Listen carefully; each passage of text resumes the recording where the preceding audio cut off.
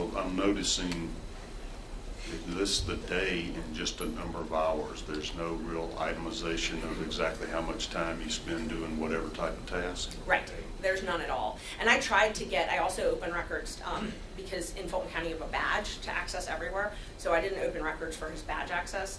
I was told he didn't have a badge. I was told by other witnesses that he did, so, you know, I don't know. But that you would, if you were doing these things in the office, you would, I used to be a Fulton County employee. You have to scan, and they keep track of all of that. So you have to scan your badge to get in to certain places. So if he's doing this, even as a contractor, contractors at the jail have badges. You know, the medical providers have badges. They all have the badges that they scan. I open records to the sheriff and the DA's office, and both of them told me that he did not have a card, an access card.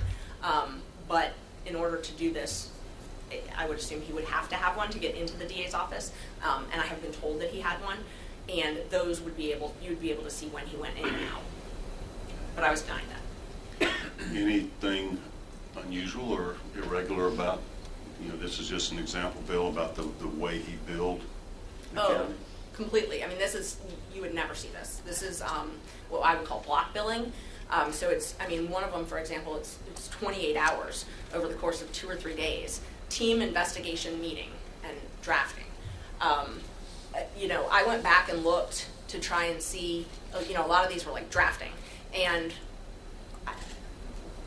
at the time, I'm not sure what would have been drafted because most of this was during the special purpose grand jury. So there's not really a whole lot of drafting. And, you know, we've obviously never seen anything that he specifically has drafted. But I also calculated these team investigation meetings. So the majority of the billing are things like meeting with team. So if you see here, it's got team investigation meeting. Then it's got team meeting and argument prep. And then meeting with team. Most of his billing is meeting with team.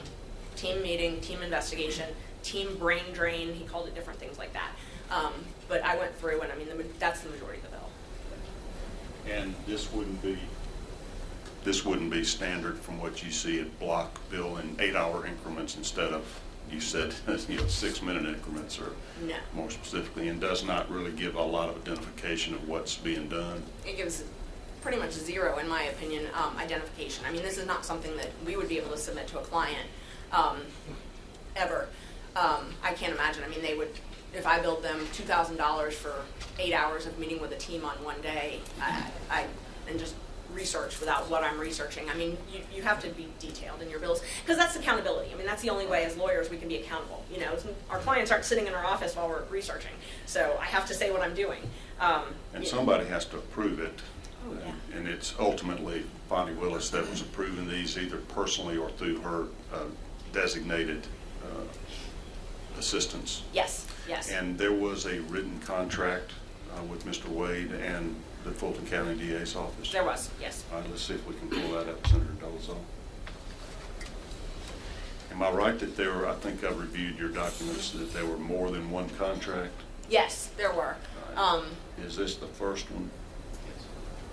Yes, that's the first one. Right, so that says it shall commence November 1st of 2021 and go through October 31st of 22. Yes. Okay. So that contract began before there was even authorization to have a special grand jury later in November of 21? Yes, it did. Does it specify that that's what his role was going to be, or is there any way that's disclosed to the public what he was doing? No, you know, up at the top, I believe it says, let's see,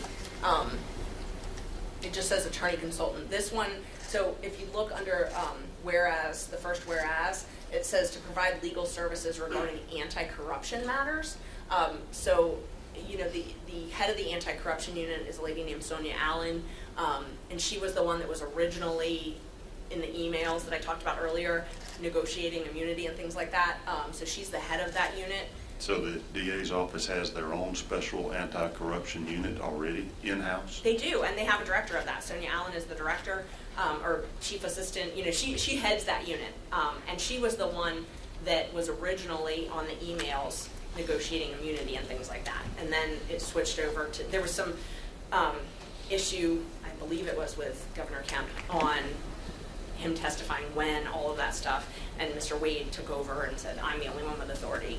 And so Ms. Allen sort of stopped working on the case, and she hasn't really worked on the case since.